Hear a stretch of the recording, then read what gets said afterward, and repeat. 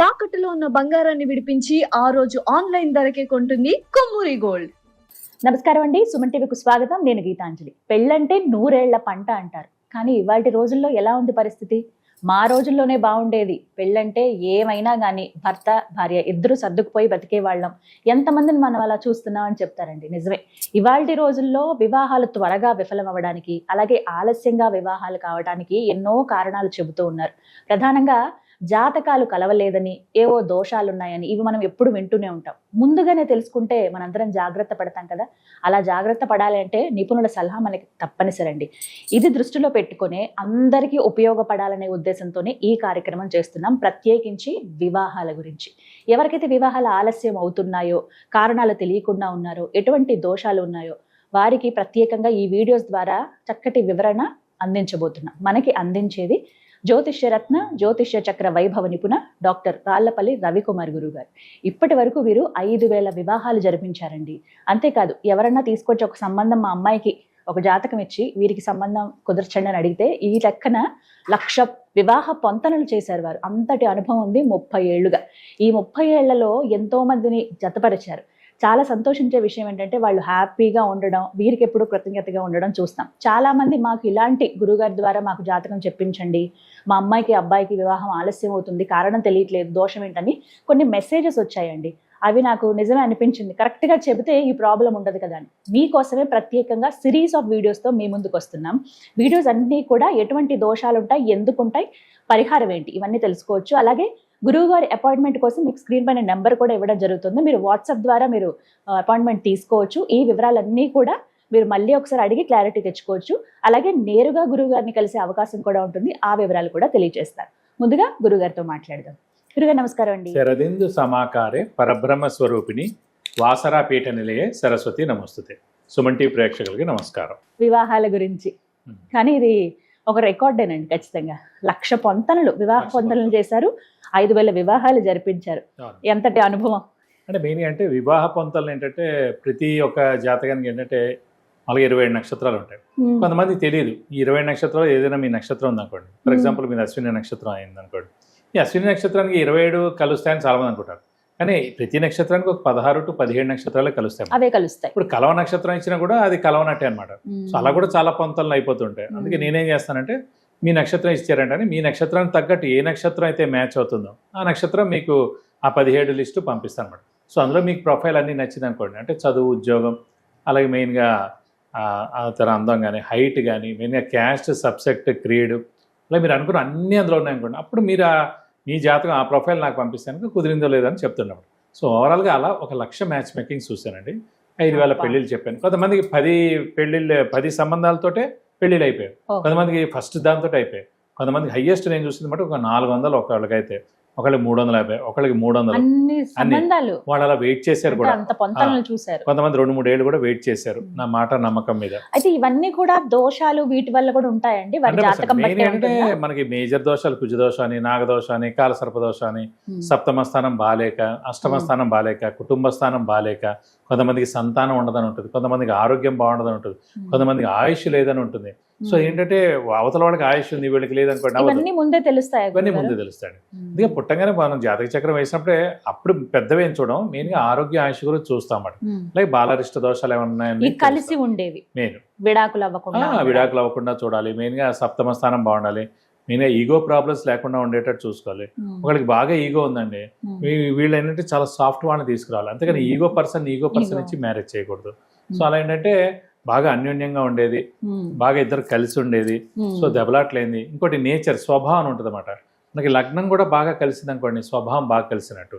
చంద్రుడు ఉన్న రాశులు ఇద్దరు బాగా కలిసారు అనుకోండి, నక్షత్రాలు ఇద్దరు బాగా కలిసారు అనుకోండి, మనసులు బాగా కలిసినట్టు. సో స్వభావం బాగా కలవాలి, మనసులు బాగా కలవాలి. సో ఇంకా ఆరోగ్యం, ఆయుష్, యాక్సిడెంట్ ప్రోన్ ఏం లేకుండా, సర్జరీలు ఏం లేకుండా, మెయిన్గా అలవాట్లు ఏం లేకుండా, ఇలా ఇవన్నీ డీప్గా వెళ్ళాలన్నమాట. అవన్నీ బాగుంటాయి కనుక మనం ముందుగా ప్రొసీడ్. చిన్న ఏమైనా ఉంటాయి కనుక చిన్న పరిహారాలతో సర్దుకోవచ్చండి. మెయిన్గా ఆరోగ్యం బాగాలేకపోయినా, ఆయుష్ బాగాలేకపోయినా, సెకండ్ మ్యారేజ్ ఉన్నా, డైవర్స్ ఉన్నా, లేకపోతే విపరీతమైన అలవాటు నుండి మొత్తం పేరంతా పోగొట్టుకున్నా, సో ఇవన్నీ మటుకు చాలా జాగ్రత్తగా చూసి అవి వద్దని చెప్తూ ఉంటాను. ఈ విధంగా ఇలా అన్నారు కాబట్టి చాలా మంది ప్రశ్నల రూపంలో అడిగారండి, మాకు ఒక్కొక్క దాని గురించి వివరంగా తెలియచేయండి అని. తప్పకుండా. గురుగారు, కాలసర్ప దోషం ఇది వింటూ ఉంటాం సహజంగా, కాలసర్ప దోషం ఉంది, లేకపోతే ఆ టైంలో పుట్టారని, మీకు ఇది వెంటాడుతూ ఉంటుందని, ఇలా రకరకాలుగా చెప్తూ ఉంటారు. అసలు ఏంటంటే కాలసర్ప దోషం అంటే? ముఖ్యంగా ఏంటంటే వివాహం మనం చూసినప్పుడు చాలా దోషాలు ఉంటాయి. కుజదోషం అని, కాలసర్ప దోషం అని, నాగదోషం అని, సప్తమ స్థానం బాలేవని, సప్తమ స్థానంలో శని ఉన్నాయని, అలా ద్వితీయ స్థానం కుటుంబ స్థానంలో పాపగ్రహాలు ఉన్నాయని, అలా చాలా దోషాలు అంటే ఒక 10 దాకా ఉంటాయండి దోషాలు ఇంచుమించుగా వివాహం విషయంలో. కానీ ఫస్ట్ మేజర్ దోషం మటుకు కాలసర్ప దోషం. ఎందుకంటే కాలసర్ప దోషం అంటే సాధారణంగా గ్రహాలన్నీ సవ్యంగా తిరుగుతుంటాయి. ఫర్ ఎగ్జాంపుల్ మేషరాశిలో ఉందనుకోండి గ్రహం, వృషభ రాశిలోకి, మిథున రాశిలోకి అలా తిరుగుతూ ఉంటుంది అన్నమాట. సో ఈ కాలసర్ప దోషం అంటే రాహుకేతుల మధ్యన గ్రహాలన్నీ ఉండిపోవడం. సాధారణంగా అన్ని గ్రహాలు సవ్యంగా తిరుగుతుంటాయి అంటే క్లాక్ వైజ్, రాహుకేతులు మటుకు యాంటీ క్లాక్ వైజ్ తిరుగుతుంటాయి అన్నమాట. సో రాహుకేతుల మధ్యన గ్రహాలన్నీ ఉండిపోయాయి అనుకోండి, దాన్ని కాలసర్ప దోషం అంటారు. ఉదాహరణకి మేషరాశిలో, మేషం నుంచి మనకి సింహం దాకా అన్ని గ్రహాలు ఉన్నాయండి. సో కన్యా రాశిలో కనుక రాహు ఉన్నా, కన్యా రాశిలో ఒక రాహు ఉండాలి, అలాగే కేతు వచ్చేసి మనకి మీన రాశిలో ఉండాలండి. సో అలా ఉంటే కనుక కాలసర్ప దోషం అంటే రాహు నుంచి కేతు లోపల అన్ని గ్రహాలు అక్కడ ఉండాలి. ఇది బ్యాక్ సైడ్ అనమాట, అంటే యాంటీ క్లాక్ వైజ్ ఉండాలి, సవ్యంగా కాదు, అపసవ్యంగా. రాహుకేతులు ఒక్క 2 గ్రహాలే అపసవ్యంగా తిరుగుతుంటాయి. ఇంకోటి ఎప్పుడు రాహుకేతు ఆపోజిట్ లోనే ఉంటారు, ఎక్కడైనా ఉన్నాయండి, రాశిలో కానీ నవాంశలో కానీ ఎక్కడైనా కూడా ఆపోజిట్ లోనే ఉంటారు అనమాట. ఎందుకే గ్రహణం పట్టినప్పుడు కూడా చూడండి, పౌర్ణమి లేదా అమావాస్య రోజునే అవుతుంది. అమావాస్య అంటే సూర్యచంద్రులు కలిసి ఉన్న టైం, అలాగే పౌర్ణమి అంటే సూర్యుడు చంద్రుడు ఆపోజిట్ గా ఉన్న టైం. సో కరెక్ట్ గా కేతు అక్కడ ఉంటే రాహు ఇక్కడ ఉంటే, రాహు రవి మీద ఉంటే కేతు చంద్రుడి మీద ఉంటాడు. అలాగే ఇక్కడ రవి చంద్రుడు కలిసి ఉన్నారు అనుకోండి అమావాస్య రోజున, కరెక్ట్ గా అక్కడ ఉండడమే డైరెక్ట్ గా రాహు ఉంటాడు, లేదంటే కేతు అనే గ్రహం ఉంటాడు అన్నమాట.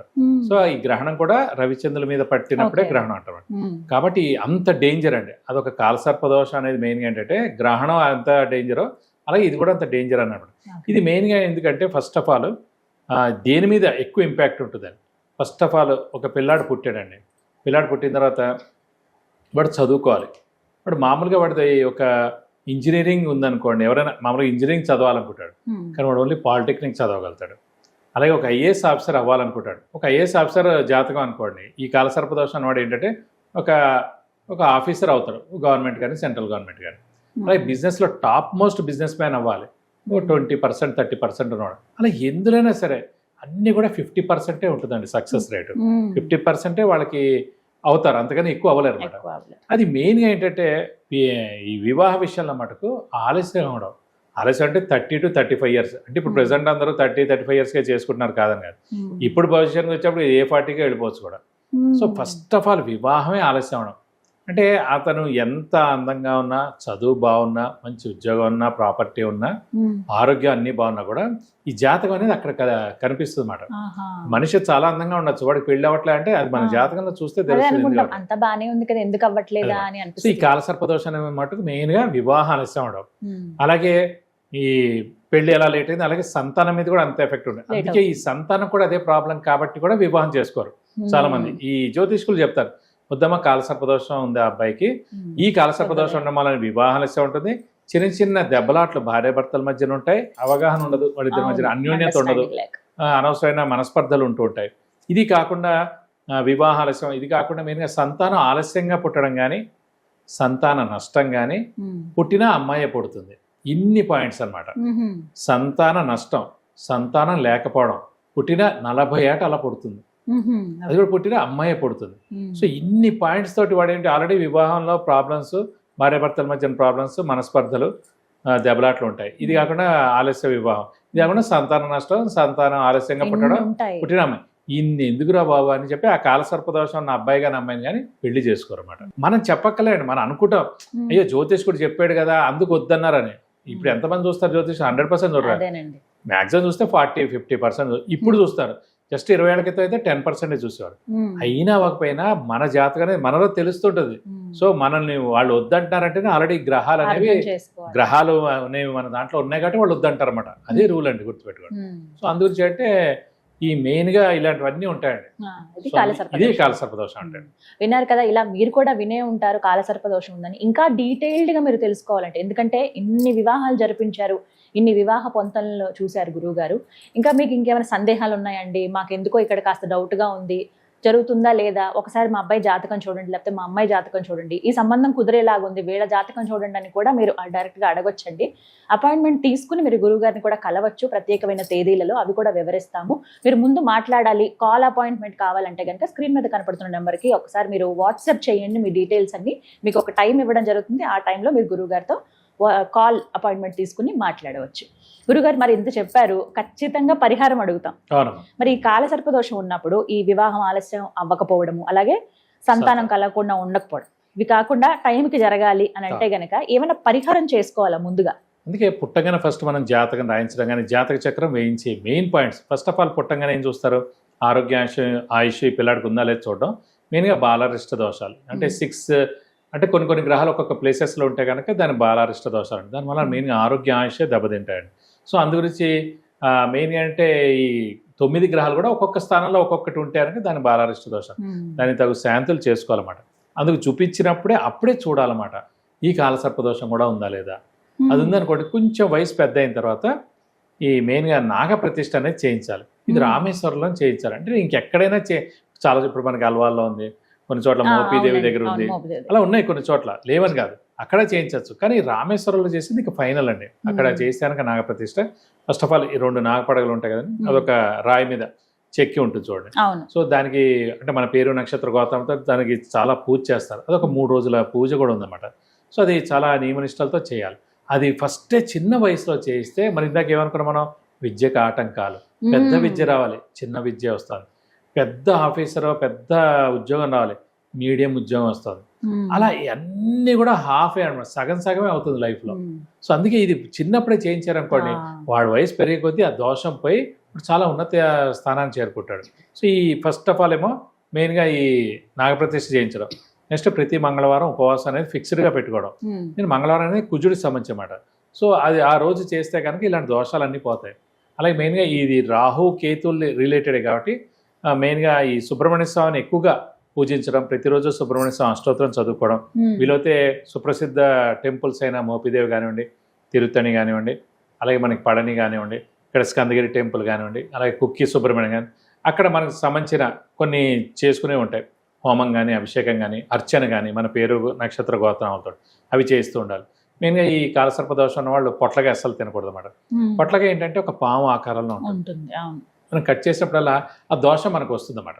అంటే ఓన్లీ కాలసర్ప దోషం ఉన్న వాళ్ళే మెయిన్గా, కొంచెం కుజ దోషం ఉన్న వాళ్ళు మెయిన్గానే ఇవి చేయకూడదు, మిగతా వాళ్ళందరూ చేయకూడదు అనట్లేదు. ఇవి 2 చేయడం వల్ల మనం అనుకున్న మెయిన్ ఈవెంట్ అయిన వివాహం కానీ సంతానం కానీ చాలా లేట్ అయిపోతాయి అన్నమాట. సో ఆ పొట్లగానే అసలు మనం తినకూడదు, దాన్ని కట్ చేయకూడదు, మనం తినకూడదు. చాలా మంది ఇళ్లలో చూడండి సుబ్రహ్మణ్య స్వామి పూజించే వాళ్ళు ఇది అసలు పక్క పెట్టారు, ఆ దోషం వస్తుంది. సో అలాగే ఈ మెయిన్గా రాహు గ్రహం కేతు గ్రహంతో కాలసర్ప దోషం వస్తుంది కాబట్టి ప్రతి 3 సంవత్సరాలకు ఒకసారి రాహుకి 18,000 సార్లు జపం చేయించి మినపప్పు కేజీంపో ఒక 1,000 రూపాయల వర్త్ గోల్డ్ ఐటమ్ దానివ్వడం. కేతు అయితే కనుక కేతుకి 7,000 సార్లు జపం చేయించి ఉలవల కేజీంపో ఒక 1,000 రూపాయల వర్త్ గోల్డ్ ఐటమ్ దాని ఇస్తానికి ఈ దోషం అంతా తొలగిపోతుంది. సో అలాగే ప్రతి మంగళవారం కూడా ఉపవాసం ఉంటే కూడా చాలా మంచిది. ఈ పరిహారాలన్నీ పాటిస్తే తప్పకుండా ఈ కాలసర్ప దోషం ఎఫెక్ట్ నుంచి మనం బయటపడవచ్చు. మెయిన్గా మటుకు నాగప్రతిష్ఠ చాలా ఇంపార్టెంట్.